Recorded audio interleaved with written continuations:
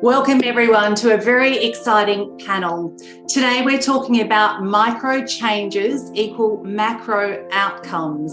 And it's going to be really interesting to dive into this topic today because sometimes people think to make a big change, we need to make big decisions and big actions. But actually, sometimes it's as simple as the small things we do over time can equal macro outcomes. So we're going to dive into this with this amazing panel of experts that I've gathered for you to be able to learn from and take copious notes. So I hope you're not driving and you're listening to this now. So today on our panel, we have Jenny Matthews, we have Genevieve Searle, we have Carol Aravena, we have Kylee Leota, and Nikki Creber. Welcome, ladies. Hello. Thank you, Shar.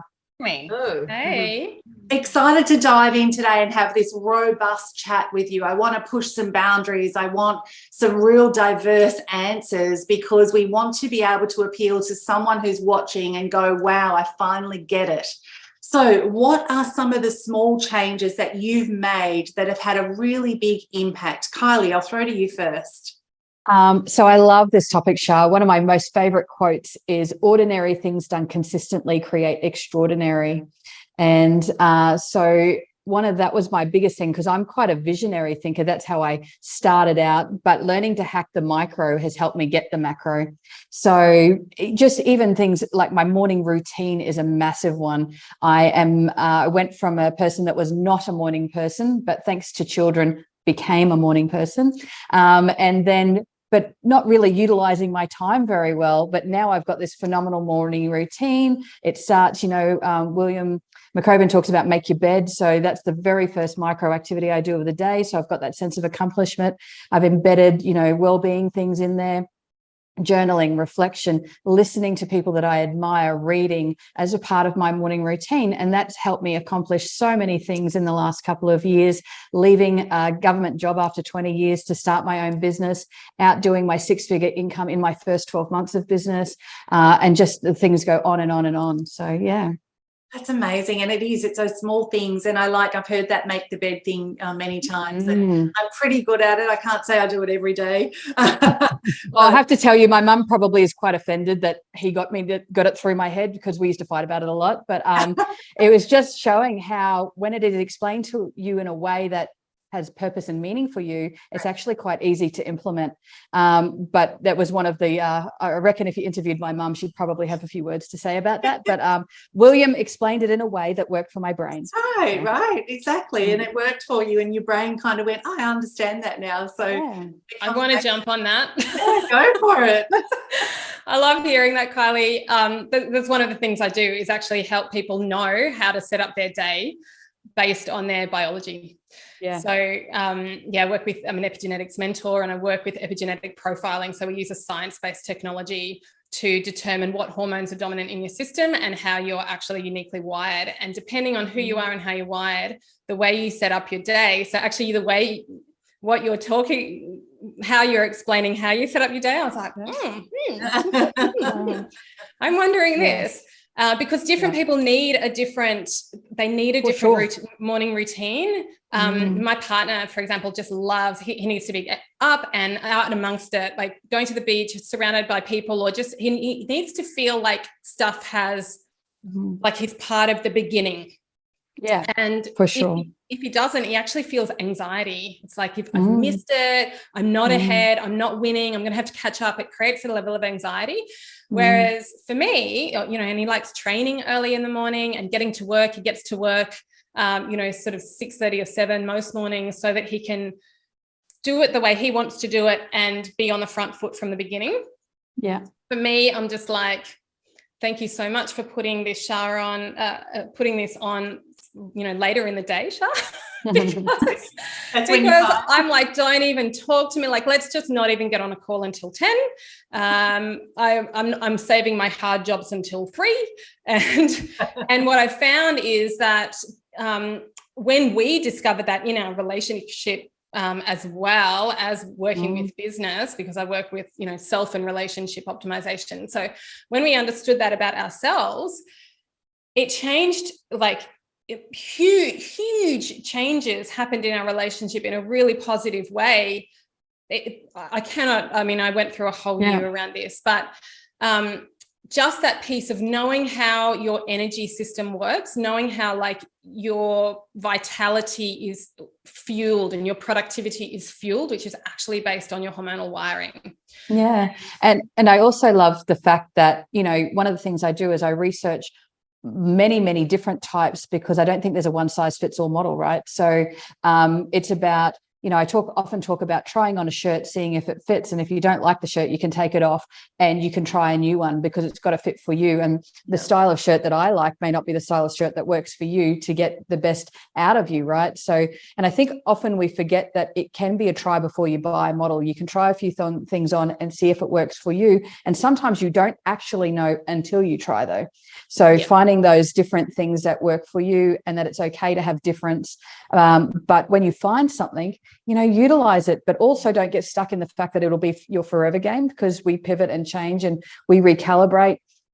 And what worked for me 5 years ago doesn't actually work for me now. So being able to rethink what that looks like and keep recalibrating as many times as I need to keep tweaking my morning routine has been one of my other really big important things.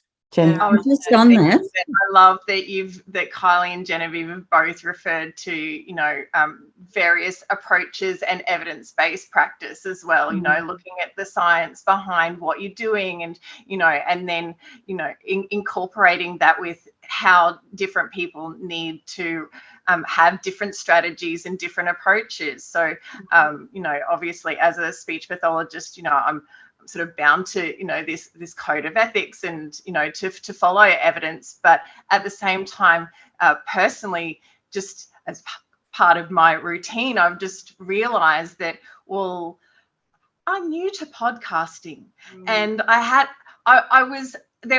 sort of had this mental barrier of, I don't know how to get onto it, I'm not going to do that, but I made the jump with lots of encouragement, because I've just started to do an hour commute, and I've just gone, I need, you know, to be really efficient with my time. And I've realized that listening and looking has always been the way that I learn. And so I've been listening to, you know, research articles and podcasts by, you know, various experts in the voice field, the literacy field, and all, you know, all those sorts of areas. And it's not only been an amazing, you know, great use of my time, but I've just sort of really connected, and it just reminded me, this is the best way that I learn. You know, I'm not someone who likes to read through lots of articles, but I'm happy to listen to this kind of conversation, you know, and see where it leads. Yeah, definitely. And Carol, how often do you think you tweak your business or mindset and to get those results? Like, how often is that something that you look at? Well, it sort of connects to the conversation going on. And I actually, from where I'm standing, I'm probably the flip side of that, in that, hang on, I'll fix this video again. Just listening to these ladies, and I totally appreciate and love the structure, and that helps people, and it does set you up for the day. But I go with the flow and flow with the go. That's like one of my mottos. So I found, because I tried the whole structure thing, and I found that it was just that actually adding stress, because I couldn't find the right structure, and I was getting up going, I've got to do this, I've got to do that. So what I do now is I actually just feel into my body. And, you know, some days I jump out of bed and I'm like, right, I'm doing this, I'm going to do the dishes, we're going for a walk down the beach, or we're going to have, you know, I'm on. Other days I get up and it's like, yeah, I'm feeling a bit slow today. So I have a slow start. So I tend to not be structured and sort of listen to my body, my energy, and make it up as I go along, because to me that's staying in the present moment. So I understand the structure, but I think for anyone listening, I don't want anyone listening going, oh no, I'm failing because I haven't got an organised structure start to the day. I think there's some people that will get up and go, I'm feeling this today, I'll do it this way. You're in the energy space, you know, that's what you do, that's what you teach. And so for you not to listen to that would sort of go against who you are. Well, that's what I did for a long time. For a long time, I did not listen to it. And I tried to be, because, you know, all the gurus say you've got to get up and you've got to meditate and you got to journal, you got to do this. And it's like, No, man, do I'm going to get up at 4 o'clock in the morning to fit all that in. Yeah. That's right, exactly. And Nikki, I want to hear from you on sort of the tweaks, because you have a different business and a different background to everyone else as well. So I'd love to hear your thoughts on this. Certainly, happy to share. I have multiple system atrophy - Parkinson's, and I'm in my 17th year. I should be dead 8 years ago, the medicos tell me. And I had a really rough year last year. My mother was very ill, and my dad, and I spent a lot of time in the car backwards and forwards to Brisbane many times a week, which incredibly knocked me around, because to stay this well with a degenerative progressive disease like Parkinson's, you have to have things in place that I call them my protocols that keep you well. One that went by the wayside was my morning routine, because I was staying overnight. I was in another place. I'd take my shoes, I'd take my exercise rings, I'd take this, I'd take that, but then they'd have a bad night or, whatever. It didn't happen. So it's been very interesting since the end of December. I got myself an accountability partner, because I was so worn out and I was at the end of my tether. Use the micro change, people, if you're listening, the micro change. And I went back to a 2-hour morning routine, and it's been phenomenal. I had to, I couldn't start until I'd started getting up myself and drinking lots of water and a couple of little things. Now it's an action-packed 2 hours, and I'm starting to feel like myself again a month and a half in. I'll just add a point, though, to Carol's point. Mental barriers don't help us. And the work I do with my clients, especially the Parkinson's ones, they have lots of mental barriers against things that they don't see they can do anymore. And it's one tiny step at a time, where they don't even know that we're going towards that obstacle in their mind. And tiny steps make all the difference. Like, I had to start before I got back to my morning routine, just waking up and saying to myself, I'm awake, you can get up, not, oh God, it's morning. And so those micro changes, and I hope that if you're listening to this at home, office, wherever you are, you're hearing what these ladies are saying. They're not going out there and joining, a 30-day intensive, cancel everything else. This is all, no, they're making the bed of a morning.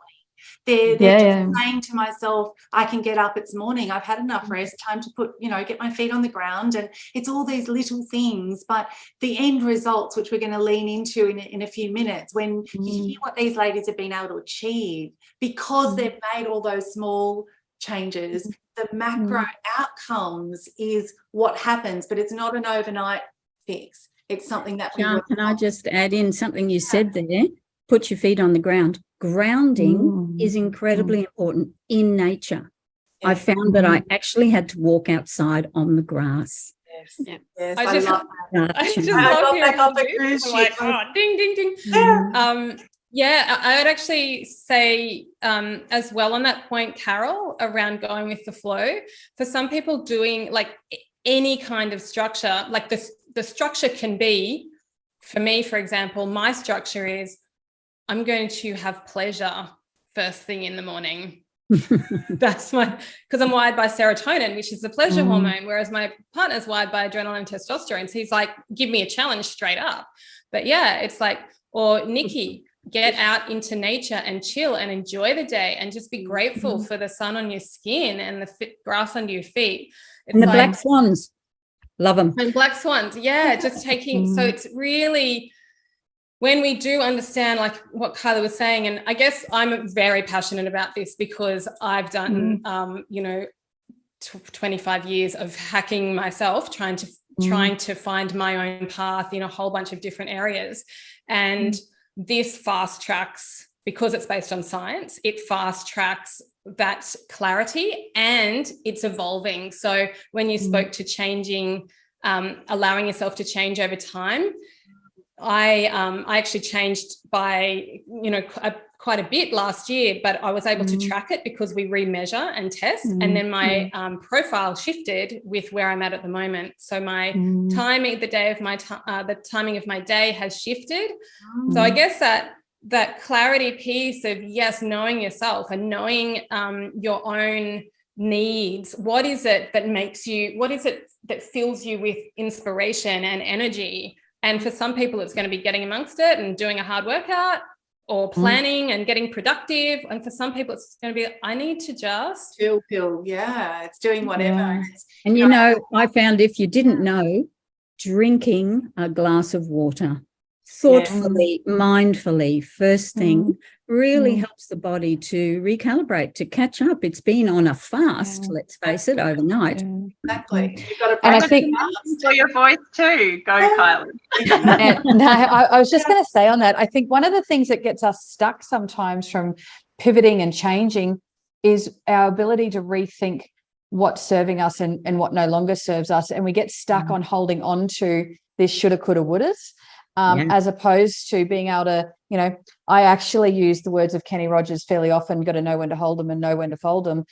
He's a very wise man. But honestly, because we can get stuck into this should work, or I've read this book and they said do this and they should do this. And instead of getting stuck into the shoulda, coulda, wouldas, Gabrielle Bernstein talks about choosing again. Adam Grant talks about in his book, Rethink, the ability to rethink and recalibrate with new information, a new choice about what you want to do. And I think if you can hack your ability to be flexible in your thinking, all that executive functioning stuff that we talk about with our brain, is recognizing that flexible thinking requires us to rethink our thoughts sometimes and change them, and that be okay. You know, I wrote something yesterday about, you know, just because you may or may not have made a bed to lie in, you know, that whole thing, or you made your bed, you lie in it. Well, yeah, actually, I can get out.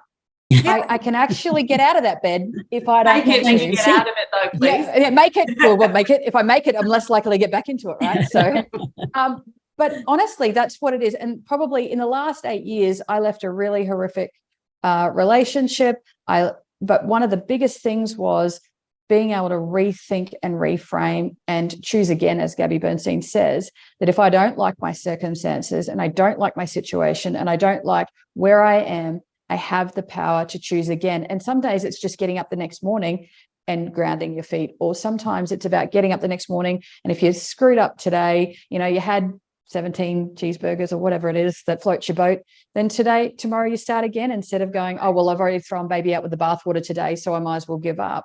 You have the power to choose again each and every day. Reset. Brené Brown says, always be kind to yourself. Use that as the gauge, you know, and if you weren't kind enough to yourself yesterday, be kinder today. Every day you can choose again. And with that, like understanding how your individual nervous system works so that you can regulate it, because not every mindfulness technique, or not every, you have to be able to change and to think expansively, which, you know, and to pivot, which we all need to do at times. We actually need a regulated nervous system for us, whatever that means for us. And if our nervous system isn't regulated, you know, good luck with making those changes, but knowing how to do that for yourself. For sure. And it looks different for everyone. Yeah. I'd like to add on to what everyone's saying there, just with, you know, pivoting, but having an exit strategy to, once you've recognized this is not okay, the space that I'm in, to actually plan for, you know, and it doesn't have to be straight away, but, you know, those little 1% take you in a new direction. So not only planning for the exit strategy out of, you know, something that's not working for you, but also planning for those positive experiences as well. For me, it's, I love theatre and music. So this year I have a lot of concerts and theatre shows planned.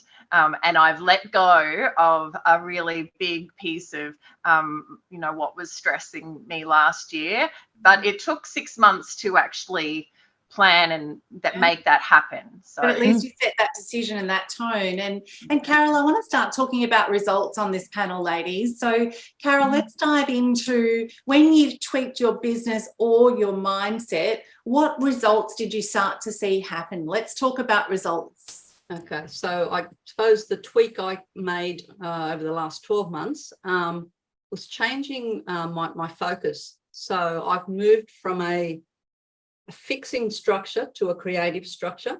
And even though that was the tiniest little tweak in my mindset or my perceptive, outlook, basically we're all caught in this fixing structure. Everything we do is motivated by some need or fear, or I need to get over there, or I want to do that. I changed my focus from trying to do this to get this end result to now I just choose to create to experience that result. And that was the tiniest little tweak, but it's flipped everything. Wow. It's flipped my business, because I was always coming from need. I need to do that to make my business more successful. I need to do that to make money. If I could just have this, if I could just have that extra modality, if I could just, it was always coming from need or fear.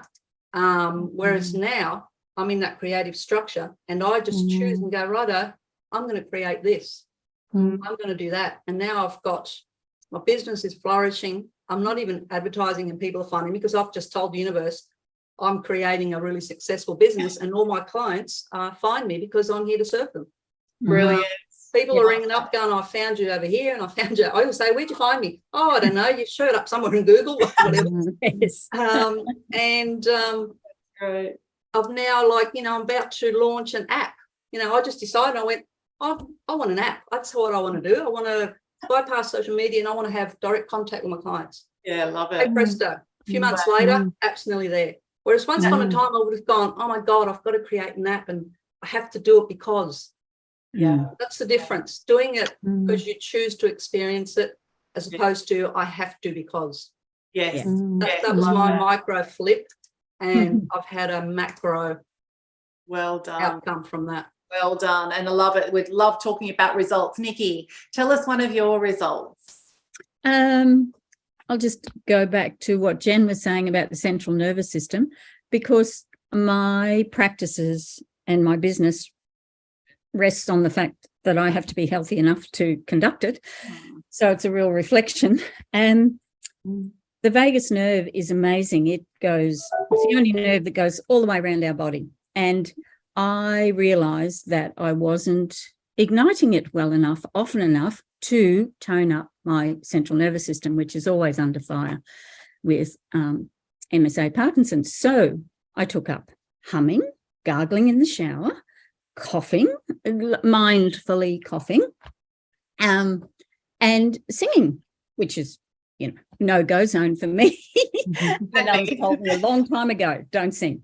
Anyway, that little tweak physically for me then caused more energy flow to go into my business, and it came back to me in new clients, more interesting, diverse range of clients. And then I've started opening up another business venture as well, which speaks to wise women and sage stage of life. I love that. Micro change, macro outcome. I love it. Kylee, what are your thoughts?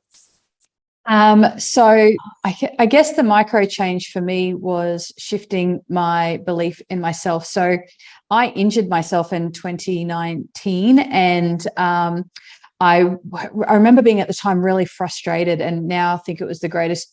I actually think the universe thought I wasn't very smart and decided to not be subtle anymore and sat me on my bum because I wasn't picking up the subtle cues that it was giving out.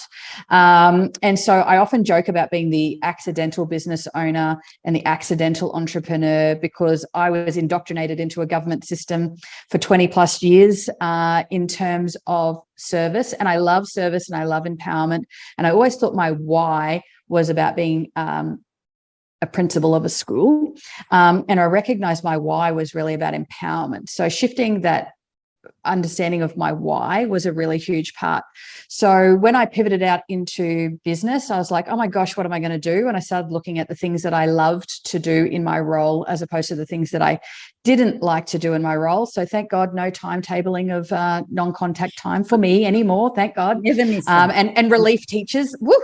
But I then started doing what I love. And then I realized that really I was still exchanging time for money, and needed to look at how that was going to serve me better, but from that lens of empowerment. So I did the app, Carol, so I can attest to what a great joy it is when you get that tick from Apple to say that your app is released and on the thing. And it was around a 21-day Lead Yourself challenge, how to help people lead themselves into making more positive choices for themselves.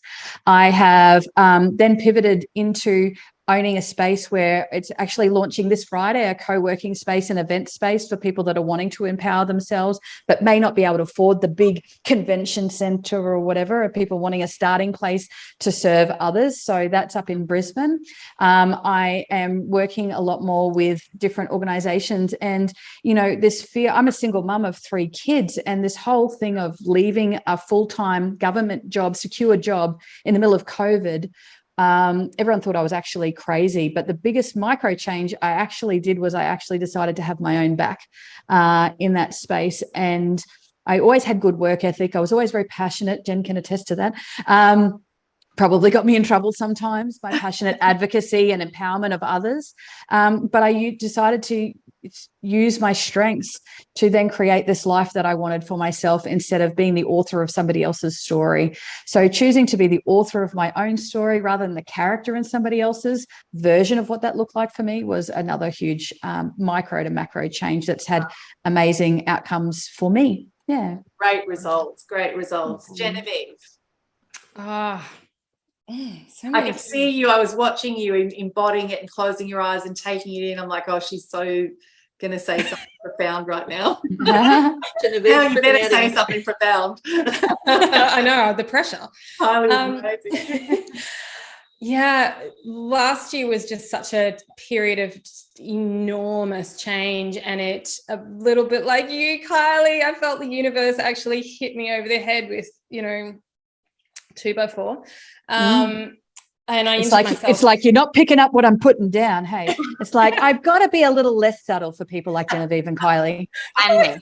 And Jennifer, excellent. The spiritual Mack truck. Yeah, exactly right. Totally. Funny.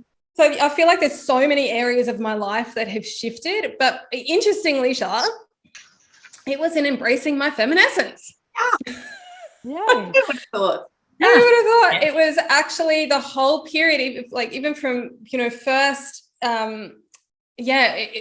all of these feminine, like women, feminine energy, like meeting life through feminine flow, not like I've always been very data, science, heady, and still am, but very much dropping into my body as my greatest source of insight. So it's like I have this foundation of science and data at the background. I know how to find things. I know where to go for things.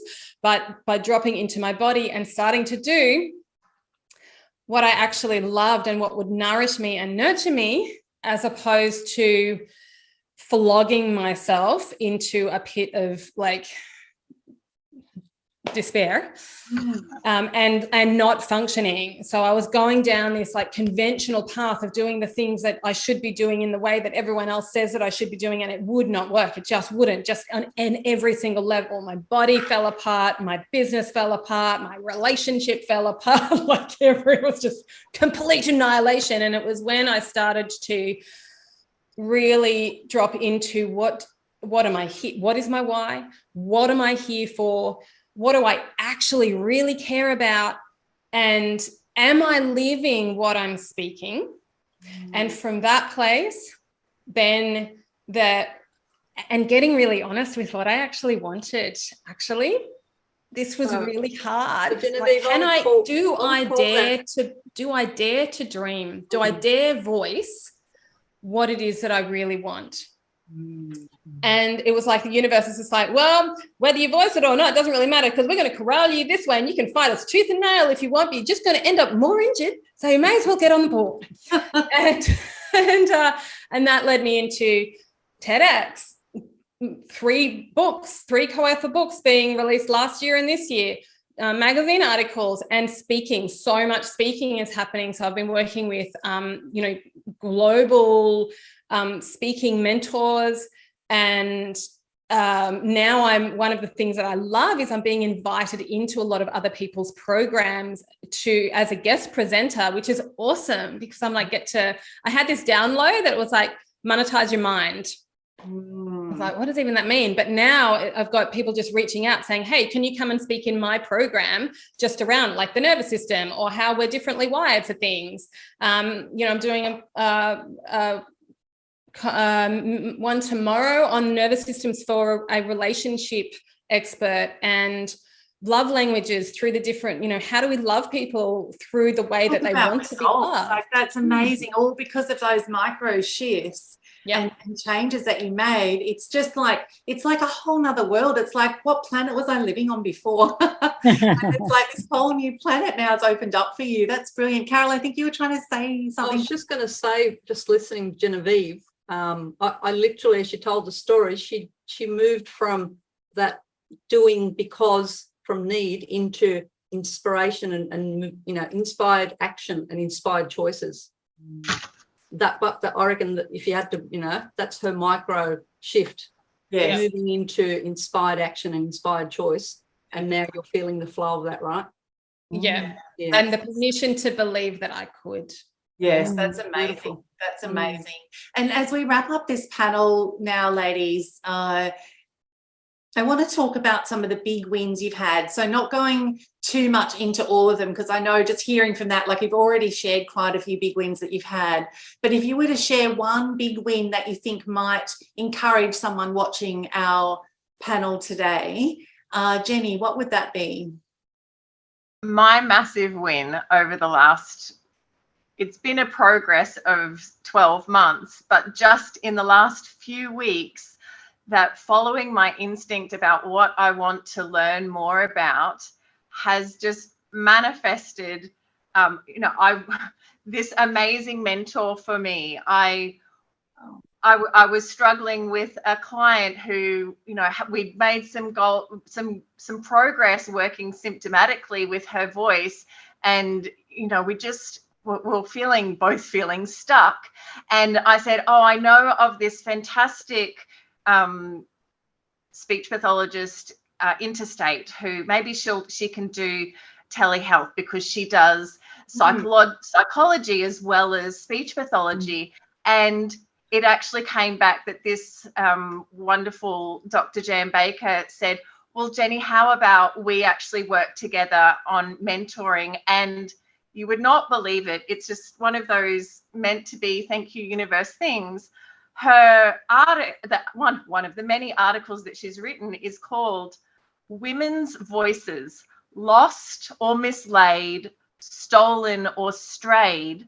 And when I read this, like literally just last week, I'm getting goosebumps because I read it, and it is like a scientific version of my chapter in Illuminate Your Feminescence. It describes all of the yucky things that I've been through and how that related to my voice and how that, happens for other women. And so now I'm not just working on just the physical. I'm, now opening, my mindset and my learning to, the functional impact and the psychological parts of voice. So well done. And the micro changing there was that you realized you'd taken your client to a place that you needed to then take her further. You needed some outside help.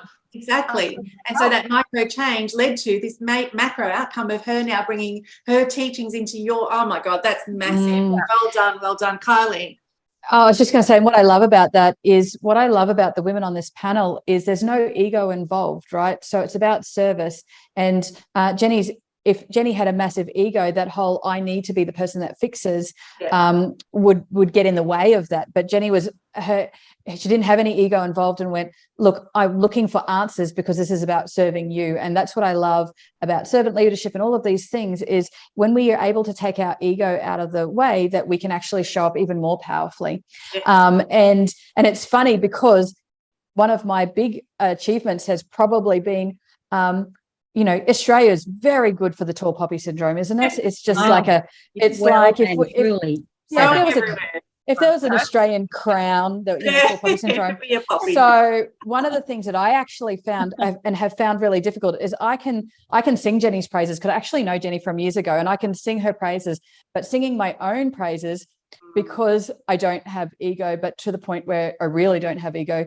So finding where you do need a little bit of confidence, not ego per se, but that needs that. So I had the blessed experience that I was actually published in the newspaper on the weekend, in the Saturday Courier Mail in the Q weekend. And I actually thought there's going to be like a little thing down the bottom, and it's the whole page. And I actually wove it, and I'm like, oh my gosh. But for me, that was so hard to get to, because I'm so not used to selling myself. Like Carol was saying about the advertising thing, I am so blessed that 100% of my clients come from word of mouth currently. And I know I have to get into that part, but being able to see that it can be done beautiful, like authentically, like the journalist did a very beautiful job of capturing all my dribble into some sort of form that, was lovely. But that's finding that big win of being able to market myself.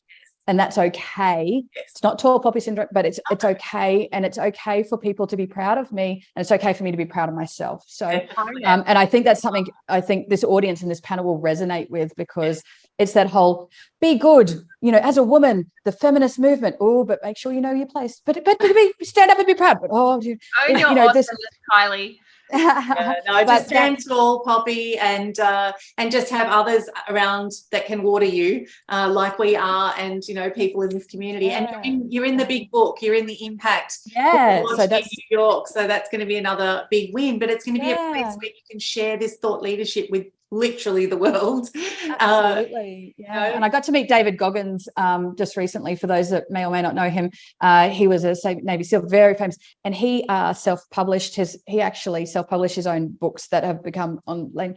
But what I loved about him was that humility also. Like, it was, if you watch any of his videos, he's quite intense, but he had such humility about him. And I think that's the beautiful part of finding that humility within selling yourself as well, that, I think women, as by nature, need to find their place to be able to walk into their feminescence, and to be able to have that impact is to find that yin and the yang for themselves. Definitely. And we talk a lot about this in this movement. Like, that's what it's all about. You have an impact, and now let's amplify it. And it's not because we want to say, look at me. It's actually because we know we matter and we make a difference.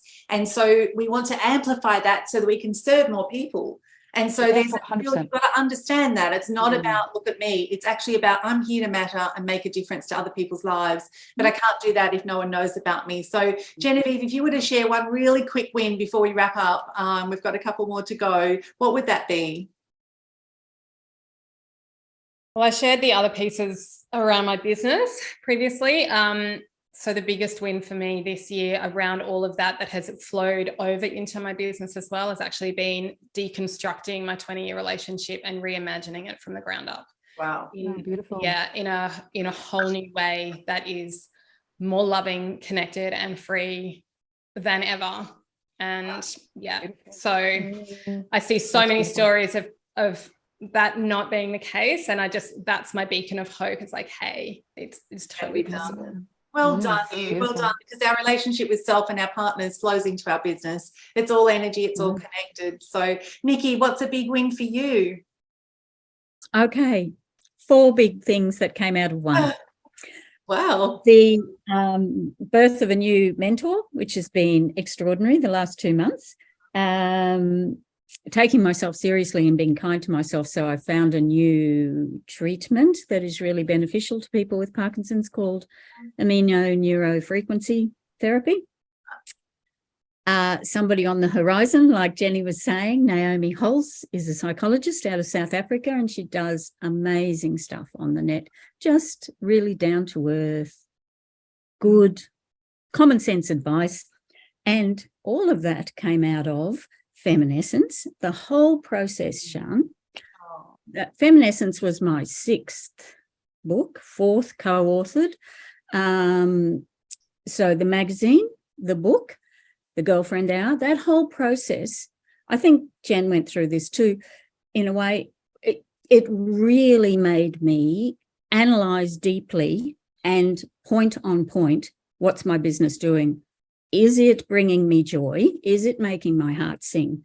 And morphing into a new venture out of it. So the whole process that you and your team have put together in terms of being a person in the Feminessence environment, a woman in the Feminessence environment, is remarkable. Thank you. Thank you. Oh, thank you. That's been lovely. It's nice to know that it's impacting, and thank you so much. Thank you. That's beautiful. And Carol, as we wrap up our panel, my love, what would you like to share? Just touching on what Kylie was saying before about the tall poppy and the how do you deal with, you know, the selling yourself. Rather than selling yourself, I think it's about offering your authentic self in service, you know, and that takes all the pressure off. You're not selling anything. You're just saying, I'm here to serve. How can I help you? You know?